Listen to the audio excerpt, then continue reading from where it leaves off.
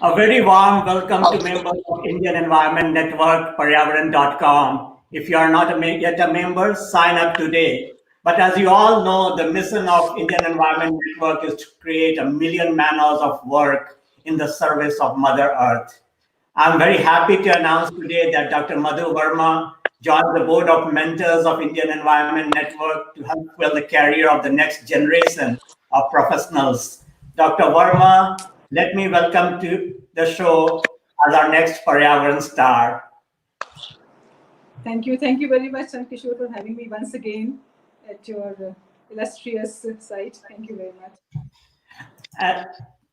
This week on July 29th, we celebrated the World Tiger Day. And it is only apt that we invited you, Dr. Verma. You are the chief economist at World Resource Institute and have done path-breaking work on the valuation of the importance of tiger habitats in India. So before I go on to that, again, my favorite question is, who is Dr. Madhu Verma? Well, I'm a very simple person. I'm a holistic human being. And professionally, I am an ecological economist. I happen to have blended two disciplines together. I used to be a student of biological sciences, then switched over to economics in my master's program. I thought it's a drift, but didn't realize it would be such a wonderful blend, which I will be pursuing with my great passion in the future. So that's what I am today. I passionately pursue my dream, pursue my profession, pursue my hobby, to being with nature. And I am so blessed that God has given me a lot of opportunity, both at my previous institution in the Institute of Forest Management and now at WRI, the World Resources Institute, to pursue my passion and my dream. So that's what. Yeah, but like from IFM to WRI, there's a long journey behind it. You were at IFM for 30 years or 25 how many years. 25 years, right? So what changed? Well, in IFM gave me a wonderful platform because I used to work for the university before joining IFM.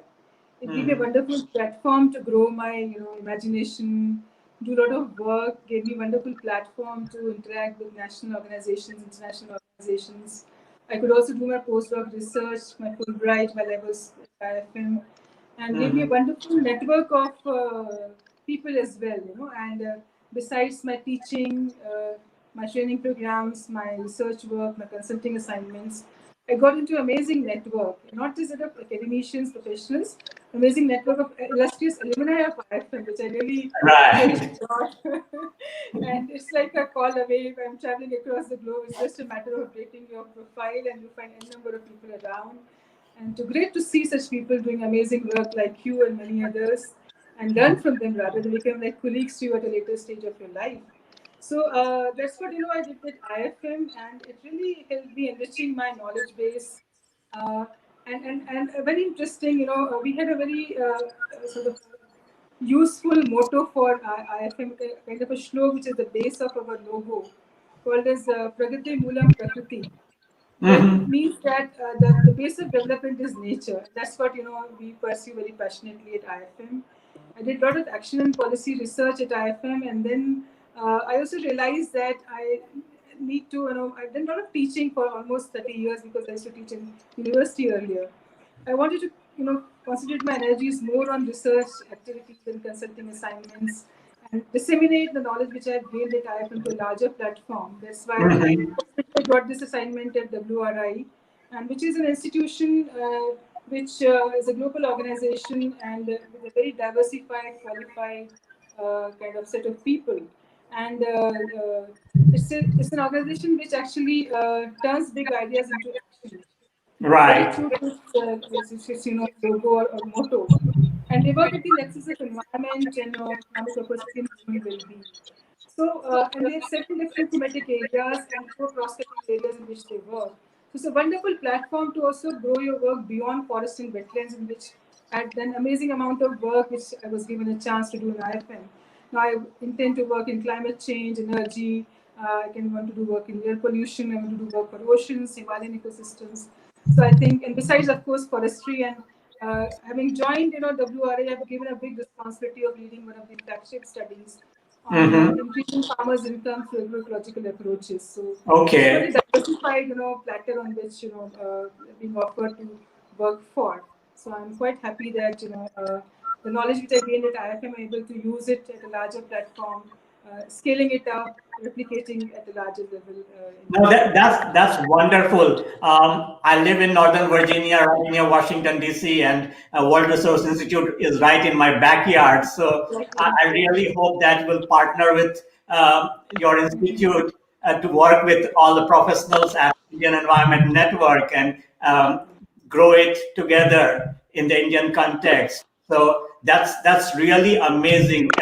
And thank you for being on our show today.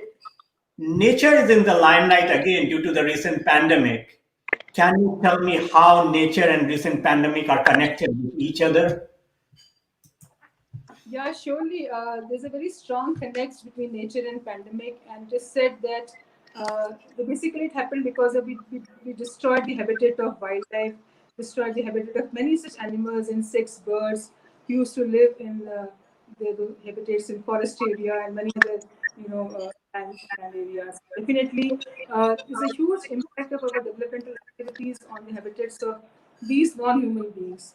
And when you encroach upon somebody's habitat, you tend to move out, you tend to interact with the populations outside, and it becomes a kind of a man-animal conflict, and then in conflict you kill animals, and you also hunt animals, you do deforestation and start eating something which is not fit for you.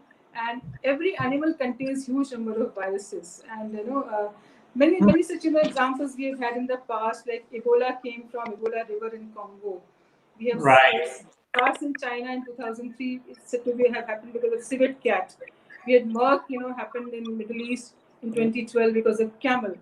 And so-called hunting of bushmeat and killing of animals for your own protection and selling this bushmeat, to your own country and also exporting it outside. Right. And also tend to move closer to the wildlife population, like to bats and other carnivores. And this interaction, animal to animal interaction is different level, and animal to man interaction is a different level. And you tend to, start getting these diseases transmitted to you, maybe through flesh, through bushmeat, which is being eaten, and the proximity of these animals. So that's how coronavirus has happened. We're still to trace how it has happened. Right. And of course, pangolin it was said to be one of the reasons of pangolin meat eaten by people, and because of proximity to bat population. But still, they have to prove this. So because of this, there's a double loss happening, because diseases are increasing a lot in the economic system, and the services that you were getting from these ecosystems are decreasing. So that's why this pandemic kind of thing happened. We don't even know how to treat this. We only symptomatic treatment is being given, and no such vaccine has come yet to treat it. So many people are getting affected on account of that. So disharmonizing nature and giving promiscuous treatment to nature, our own responsible behavior is boomerang back to us, and then we're facing the entire trouble currently because of this. And because this pandemic happened because of disharmony with nature, the problem can be fixed also by harmonizing nature and respecting nature. That's what kind of a connect Right, and here we are to talk about the positive of how we can do it. And that's why I wanted to ask this question is why tiger bearing forest matters to us. Yeah, definitely. Tiger is a very charismatic, animal. If I keep telling people, if you Google India's website, you find Taj Mahal, you find tiger, you find tea. These three T's come in front of you. And it's right here. One of the photographs that I see, it's a majestic animal, right? So, yeah, surely. So, tiger is a charismatic animal. It is a top story animal, and it is very amazing that we do have other animals who are single species centric. Programs have been started for whales, for elephants, for many other dolphins, and many other species. But tiger is an animal which is a very mobile animal. It requires huge space, territory for himself to live. Like on an average, Royal Bengal tiger requires 20 square kilometers of area of his own. We have heard about territorial fights between tigers also within the tiger reserve. Right. extending up to 900 square kilometers in case of Russian tiger. Such a range exists. But because of what is happening over the time, that we have deforestation happening, fragmentation happening, and then definitely again same problem happens with tigers. They come out. But when you are able to conserve these habitats, give this much space to tigers to also thrive, and when tiger exists, and tiger also leads to, it controls the ungulate population on which it feeds, and they control Right. sort of the population. So whole ecosystem actually thrives. And when tiger is a kind of a top person, like a director of the system, and Right. when the system is saved, because of existence of tiger, and you're given, these tiger reserves are given highest conservation status, because you have other forest areas, you have sanctuaries, national park, and top is the tiger bearing forest, and given highest conservation status. Because of that, the area gets conserved, and they provide huge number of supporting systems or services to us, which are called as, in example, in terms of water provisioning, in terms of regulating of climate, in terms of timber, in terms of nutrient cycling, in terms of carbon sequestration. So lots of benefits come on account of those kinds of activities, or those kinds of conservation efforts in the tiger areas. So definitely, because of conserving a large habitat, you are countering deforestation, you are countering fragmentation, you're supporting the huge habitat, and that's why tiger, bearing forests matter a lot to us, because they give us so much amount of support. Declaring tiger reserves have led to, of course, intensive conservation efforts, and Project Tiger, launched in 1973, has been a huge success in the country. Now we Right. have more than Exactly. two-thirds of tiger population living in the wild in the world. Forget about the tiger in private, otherwise number is very high. You look at the wild population, because there's a reason why tiger should live in wild. It controls the entire system. Caging tiger or having tiger farms will not play a role of ecological process and ecosystem. So that's what happens, because of tiger, and they provide huge number of support towards a repository of biodiversity. Lots of wild cultivars exist in these tiger reserves. Suppose you lose a strain outside, you always look upon these tiger reserves to extract the strain and again do bioprospecting outside. Many rivers, either they flow from tiger reserves or they're originating from tiger reserves. There's a Wow. huge connect between tiger and water supply, tiger reserves and water supply in the country and all over the world. And we have the examples of introduction of wolves in Yellowstone National Park. The story is very, very famous. Same thing happened here in one of the rivers, in Tuticorin forest in Tamil Nadu, called as Tamirbani. Tamirbani river got dried up because of a lot of deforestation happening in the upstream areas. But in 1992, when the Kalakkad Mundathurai forest near Tuticorin were declared as tiger reserves, within few years' time, the river started flowing because you started conserving that area. And of course, forests grew up, they absorbed water, they Wow. released water. And it so happened that the water is perennial, supply is perennial now. So this is a kind of very good example of conserving tiger habitats, tiger reserves, and getting this kind of water supply. Similarly, you get huge amount of carbon gets sequestered in tiger reserve. Nutrient cycling Okay. is being done. Biomass conservation is being done. That's why tiger reserves matter a lot to us. Because highest amount of conservation status, conservation support they get, and because of that, these services thrive, the systems thrive, and the economic system gets benefit on account of conservation of the tiger habitat. So that's what So, this kind of so thing. basically, like tiger habitats are called engines of economic growth, right? Yes, yes. So, how do you relate both of them together? Well, as I just explained, because of conservation of these habitats, many services start flowing from them. The study that we have done, the picture that you were showing to us, we almost quantified 25 services which are coming emanating from these tiger reserves. Wow. Like you engage people to manage these reserves. You have employment generation. You have water bodies. So some fishing also happening in the outside in the buffer areas of tiger reserves. You get fuel wood partly available in the buffer region, the boundaries. Water similarly, you get gene pool protection, which is a huge service rendered by tiger reserves. It is having the almost the highest value in our study. Carbon gets stored in the forest, which is growing in tiger reserves. Carbon is sequestered also, because every year you are catching carbon and it's getting stored in the trunks of trees, and all five pools are existent. Water is being provisioned. Water is purified, because tiger reserves are also do a wonderful work of absorbing water and then purifying it as well. And we did prove that, what kind of cost that you save on account of, purification happening. Soil is being conserved, sediments are being retained, nutrient cycling is being done. Biological control, because a lot of mosquitoes which are coming out and causing malaria is because of Right. even inside forests, if there are animals who feed upon these insects, these mosquitoes, and they can be biologically controlled, and the many populations get biologically controlled. Same Yeah, thing that's, with the guys. that's a huge concern because, like, yeah, this that's a huge is concern because you go there, there's so many like mosquitoes all around. Exactly. So that's the kind of connect, and because if these services are rendered by the tiger reserves without any charge, but they are landing in somewhere in the economic system. They're getting parked either in agriculture sector, either in water supply, either the domestic supply of water, industrial supply of water. Flood is being controlled, soil is being conserved, and it is also a habitat for many other animals, refugia for many other animals. The gases are being regulated. So otherwise, you would be artificially fixing this problem in the economic system. I think a very wonderful example of Sundarban Tiger Reserve. We were surprised to see that the Calcutta city is a huge city with such population, mind-boggling population. The city doesn't have a waste treatment plant. Can you imagine this? The entire waste treatment goes into Sundarban Tiger Reserve. And Tiger Reserve does this wonderful work of assimilating, waste and processing it and again purifying water. And so we did reverse calculations. If you were to establish this waste treatment plant in, Calcutta city, and you have annual management and operations and management cost, what it would have costed to the city and how much people would have paid for that.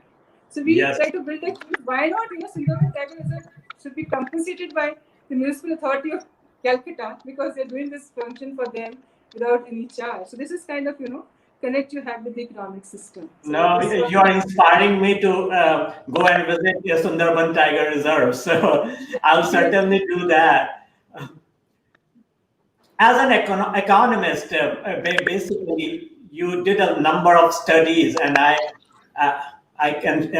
The first one you did was the economic valuation of tigers in India around January 2015, and you followed it up with this economic valuation of tiger reserves in India in 2019. Yeah. What were the most amazing results that you found from there? I see this map, and I see that you have been working on valuation of the forest and tiger habitats. Tell me some of the pointers. Well, very quickly, a little background of how this work came to us. Okay. Study assigned by the Ministry of Environment, Forest and Climate Change to work out, to rework on the net present value of forest diversity.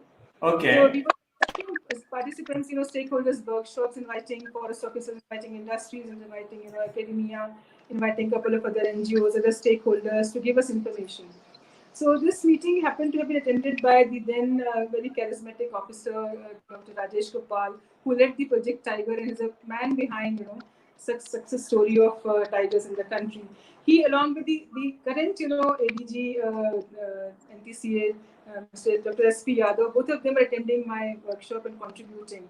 So this idea came to their mind that when you are able to estimate the value of forest in general, why not do specific estimation of tiger reserves, because they are concentrated areas and you face this problem, that people say that so much money is going into tiger reserves, tigers population is not increasing, encroachments are happening, and what are you getting, why you should put in so much money in tiger reserves. We wanted to actually find out. There was no pre-hypothesis that it will give us returns. Let's see, if you make this much of investment, what you get out of that investment besides conserving tiger.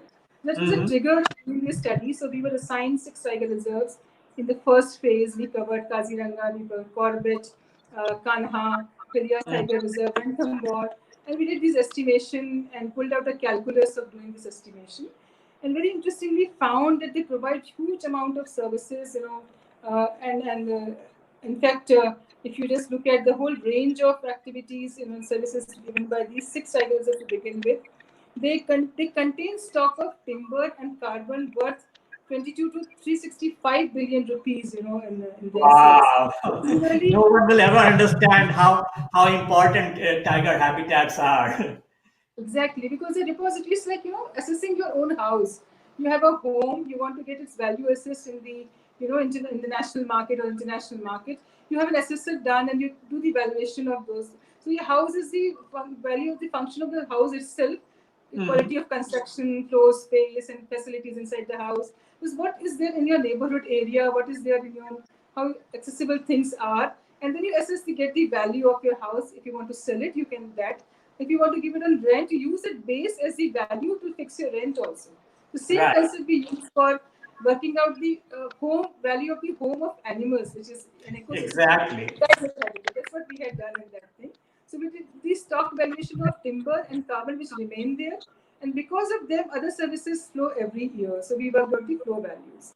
So flow values are immense in number. And if I just give an example of the previous work, they range, from 8.3 rupees billion to 17.16 billion every year in case of the six tiger reserve. But we expanded our calculus in the second phase of the work. In case of 10 tiger reserves, we covered, in the second phase in 2016 to 19. So we had Annamalai, Bandipur, Dudhwa, Melghat, Nagarjun Sagar, Srisalam, Pake, Palamu, Panna, Simlipal, and Valmiki. And very interestingly, we found that the stock value of Dudhwa Tiger Reserve and Melghat, Nagarjuna are immense values. Palamu are immense values. What is stock Wow. is also very important. And then we looked at the flow values turned out to be very high in case of Nagarjun Sagar Srisalam, 16,202 crore rupees every year worth of services are flowing out of Nagarjun Sagar Srisalam Tiger Reserve. Similarly, from Dudhwa, 12,000 crores every year values are flowing. But one most interesting thing that clicked, because the work that you do should also find light of the day and should be heard across people for whom you have done the work, which are the policymakers. Exactly. So we did a very interesting calculation. Just came to my mind, my old, economics when we used to study Keynesian theory of economics, where we use a coefficient called as multiplier, where you Right. make it. It's like throwing a stone in a pebble in a stagnant water, and what happens? It disturbs the area where it falls and creates a ripple, and ripples keep on expanding until it goes. They become feeble and expands to larger area definitely. So when you make an investment in Tiger Reserve, what it leads to what it gives you in return. So we did a very simple calculation, no such detailed calculus was applied, just to understand. We took management cost of a particular year and divided Okay. that, and then we took the total flow values of that particular Tiger Reserve and divided that flow value by the management cost per year. So we got huge, just an eye opener for us also. And we found in the case of current study, in fact, of 10 tiger reserves, these investment multipliers range from almost 573 rupees to almost 7,488. What does it mean? A rupee spent in Tiger Reserve leads to 716 times worth of returns. In case of, for example, Bandipur, in case of Right. Nagarjun Sagar, it creates returns worth of 7,488. So Yeah, I no see other this on this chart. other Amazing. return here. So, Right. so Annamalai, I see it's like 3,750. Simlipal, 3,038. Palamu Tiger Reserve. I personally been to Palamu Tiger Reserve, yes, 3,450. Amazing. Yeah. yeah, sure. This sort of study, I think, gives like the layman the real understanding of the worth, right? Right, right. And one more interesting calculation, in fact, it came through while we were discussing outcomes of the first phase. Dr. Gopal also said that, sometimes you lose a tiger reserve, you don't know what you have lost. So suppose you need to recreate a tiger reserve, how much money you would have to spend for recreating tiger reserve. Okay, yeah, that's I that's must that's a say, good yeah, calculation. very interesting. So I had a very charismatic and very dedicated, brilliant team of one of your junior Advait Adgaonkar. Dr. Advait Adgaonkar was with me. Dr. Ashish, David was with me. Then we have very brilliant IFMIs who worked with me in the study, starting with Dhawan De Gandhi, Chandan Khanna. Yeah. Then we had the recently a couple of people who joined us. They worked with us. In the second phase as well, we had one IFMI plus two people. Charu Tiwari worked from IFM. Then we had one fellow from TERI, Sumit Anand, and one fellow from Delhi University, Prabhakar, and another fellow who had just come back from University of Edinburgh, Zuhail. So we had an amazing team to work with. That's how we could work, did such huge amount of work. It's not easy to work out these values. Exactly. Because it's supposed to be, approximation. Even approximation becomes difficult many a times. So we did this study, and then we did, kind of a calculation for what if you lose a tiger reserve. So what goes to recreate a tiger reserve? So we, all these, minds of wildlife experts with us and sociologists, everybody worked together. And we did a very simple calculation, look at the feasibility of area which has got a conducive habitat where tigers can be relocated. So all the parameters were filtered for that particular area. We found Pilibhit Budhwa landscape to be a suitable area for tiger relocation. And looked at the very basic figures from the governmental records. How much will go for acquiring land? What will be so we looked at all the values assigned for acquiring land in the governmental documents. What is the rehabilitation resettlement value? How much we have to pay to the people? Habitat development, how much money goes? Park fencing, infrastructure, tourism.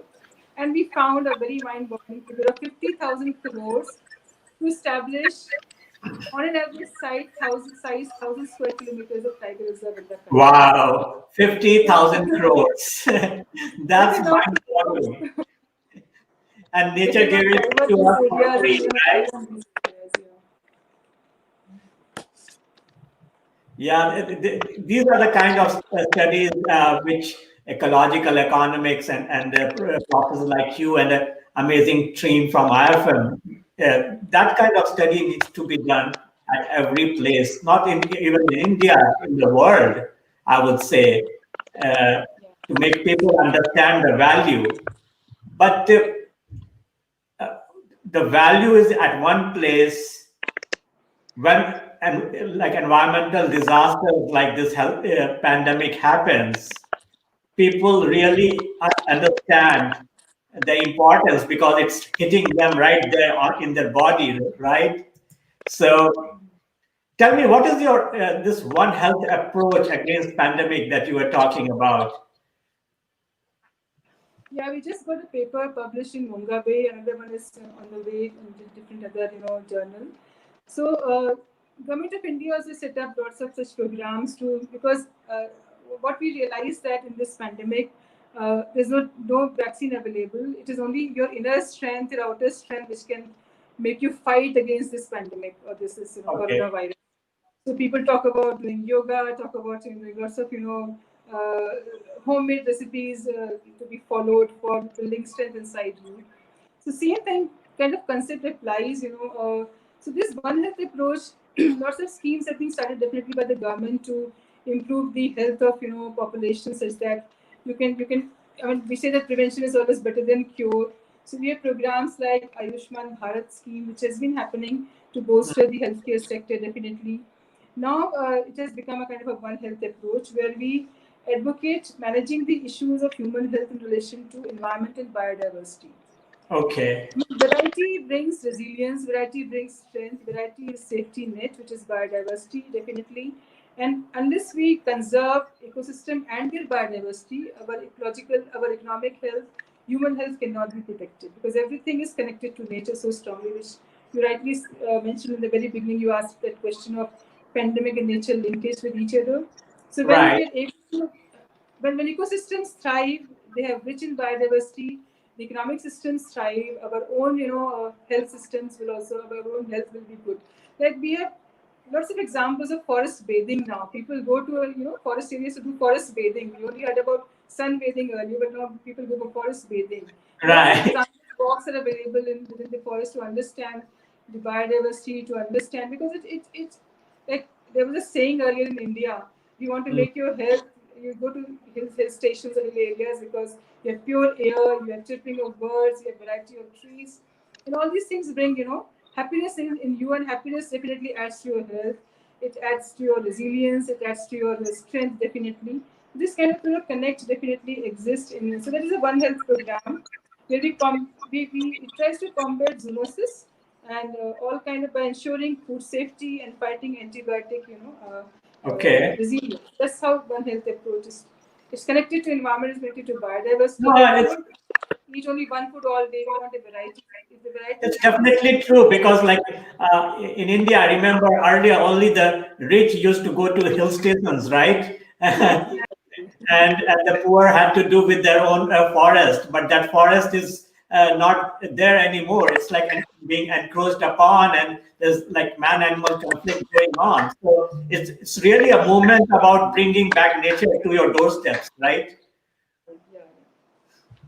No, I completely agree with you on that. There's another concept that you talk about, and it's called build back better. What is that? Well, it is said that we are broken. We are Hmm. totally shattered because of this pandemic. You cannot imagine. It's like if you move around a town. I've seen in Delhi when I was sometimes go to fetch my groceries provisions. It's as if everything has got standstill. It's like a sleepy town or petrified town. It looks like that. So I mean, you can imagine in terms of employment, how many people have lost their jobs. They have moved. You've heard about the plight of the moving population in India, working especially in informal sector, the farm laborers, all these people, and definitely the things are totally different. Even if we get so-called uh, get away with pandemic, when we open up completely, we'll find what is called as new normal. It's not the way we used to live earlier. It will be totally different starting point from where we have to actually go further in our life. So Right, definitely, and since it is nature-based, linked to nature, happened because we disharmonized nature, we ill-treated nature. We have to start respecting. We have to start rebuilding nature. So what is ways to actually do a green recovery, because definitely green is nature. We have to have got sort of green settlement. We have to amplify green growth, amplify green GDP, create green jobs, because when you rebuild nature, definitely jobs will also get created. So this is how actually we need to actually fight this battle against pandemic, and doing so, we need to actually control deforestation. We need to control world trade of any living species. That's what led to, because when you're having bushmeat is infected, it's exposed. right. You also get this, what is called as negative externality coming to you without any fault of yours, and Mhm. also stop transport of exotic animals. So when all such things are being done, interventions are being made. So solution lies in fixing the problem. Recovery lies definitely in nature conservation, because it happened because of this harmony with nature. So that's why we have to go back and build back better, such that such things don't happen in future. We must learn lessons, and I don't think nobody will give you this strong lesson as this microorganism has given to you. It's not Mhm. visible, it's beyond our control, but the way the invisible hand, it had to give us a sort of a good lesson, a strict lesson. So we have to build and build back better, such that we are able to overcome our own deficiencies, our own responsibilities, and we remain in harmony with nature in the future. But That's what the build. tell me that we go out one step ahead, then we come back one step back. Is there any hope that will build back better?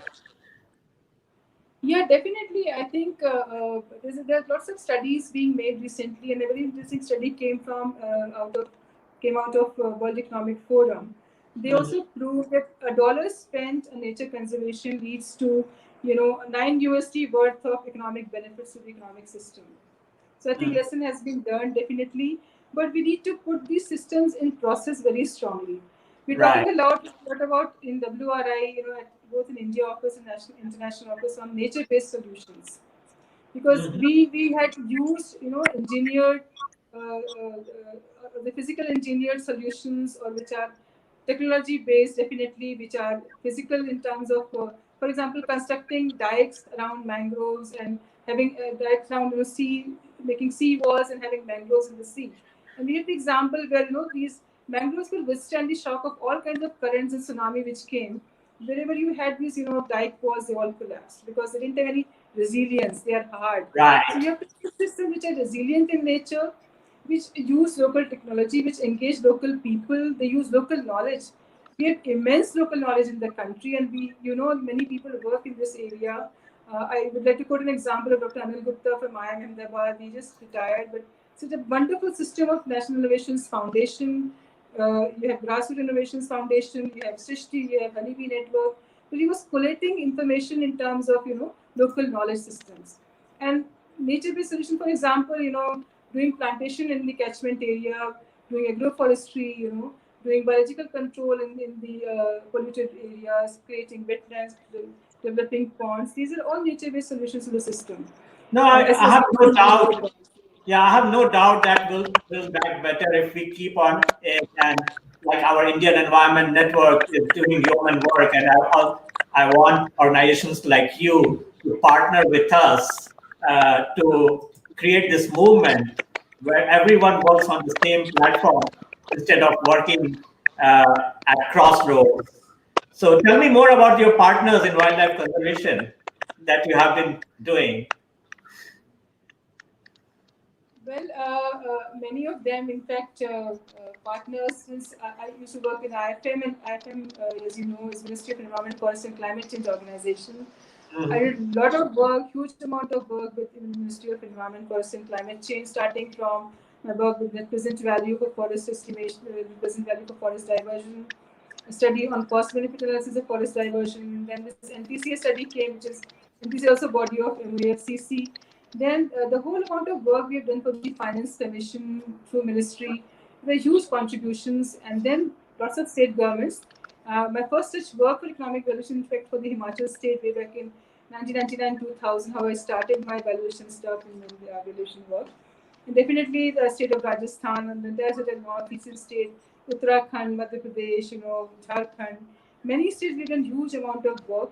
Besides, the partners have been lots of international organizations, because I had been on the platform of the Millennium Ecosystem Assessment supported by UNEP, the Economics of Ecosystem Biodiversity study, which was a global study done by a huge number of people, supported by UNEP. Then we are also part of the international biodiversity ecosystem. These are amazing organizations to partner with. Tell me, as we come to this end of this show, what is your message to environmental students who see that there is an uphill battle to be fought, and sometimes they get really frustrated that whether they should remain in the environment sector or not? Well, I think they have to find right organization to work with, or they should have. It takes a little time to establish yourself in this sector. Definitely, environment, as you know, the environment, the nature itself takes. It's not like just setting up a factory and start getting output. Right, exactly. It takes time to get established. Nature's factory takes time to get established and start giving you benefits. So that's what happens in the career also in this particular sector. You have to have n number of tools. It is a very holistic approach you must have, very eclectic. And I think the program that you have in IFM is a very, very holistic and comprehensive program, which gives n number of expertise to the students who are passing out, and many other such institutions giving degree in natural resources management and sustainability management give you all those kind of inputs. So armed with this kind of armory with you, you have huge scope definitely to work with. Identify organization where you can channelize your energies, channelize your interest, your passion, and there are a huge number of organizations working in this domain. Exactly. But you will have to really work with great dedication and hard work to make it, because there are a lot of sophisticated tools being used. Like I have a team who used to work on ecosystems modeling. Then we work on mapping of ecosystem services modeling. It gives you much more precise outcome than doing otherwise work by using conventional means. Then the whole array of ecological evaluation techniques, which is quite cumbersome, quite complex. If you understand that, then only you will get good results on account of combining such techniques. So to equip with these techniques definitely, and then you will get a good outcome. And another thing I would also like to very strongly mention, not just work for yourself to publish papers, to attend international conferences, work for the human population, work for the government, work for the organizations, work for the site, work for the people, then only your work will see light of the day. work to be heard, and I think the sky is your limit. I mean, I see students like you and many others, and people I've seen WRI so well equipped, and they did an amazing amount of work. I Yes. take pride to be part of both the organizations I had a chance to work with and have a chance to work with now. So it's huge. In fact, another additionality which will come kind of a core benefit, my friends would always envy me that I am always on academic tourism and religious tourism because Yes, so exactly. interesting sites, and while I'm doing my work, you get to visit these sites. Like we had a night walk in Periyar Tiger Reserve. It was out of the world experience we have had in Periyar. Oh my Right. God. You cannot imagine, and kind of nocturnal life you could see, wildlife you could see in the night. It was much more fascinating what you see in the daylight. So that's what you get huge number of such benefits besides doing Yeah. your own. No, I'm telling you, you brought a very good point here. These days, you cannot see wildlife while going for wildlife tourism. You cannot see wildlife while going for ecotourism. You can see wildlife only when you go for academic tourism. Definitely. Exactly. No, no. I think that's why that it needs a veil of patience for environment professionals and students. At the end of the day, this is totally worth it. And you have been talking about all the work that you have been doing. One last question, basically, how has it changed you working for the environment? I think I do practice what I profess. So, Mhm. starting from my own personal habits, starting from our own home, uh, Mhm. I feel so good that we could design our own home, which has good light, good air. We Mhm. collect the entire water which falls on our rooftop. In fact, it got featured in many newspapers and journals as well. Oh, And wow. our own organic manure. We are doing organic vegetables. The house is quite airy. It is done as per Vastu. And Mhm.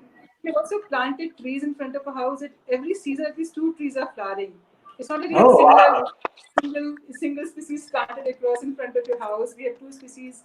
We have multiple species of different seasons. So at least two trees are flowering, and you can see what happens when trees are flowering. And because such you in front of your own house, it looks so amazing. And then Mhm. you get lots of butterflies, lots of birds. N number of birds will have nest in the house. N number of birds will be chirping around you. Plus, Mhm. also I realized, very strongly the conservation efforts. No wastage in the house, no wastage. Anything that you do, Right. whether it is your food, the way you keep your things, use recycling, reusing, kind of also activities in your daily routine.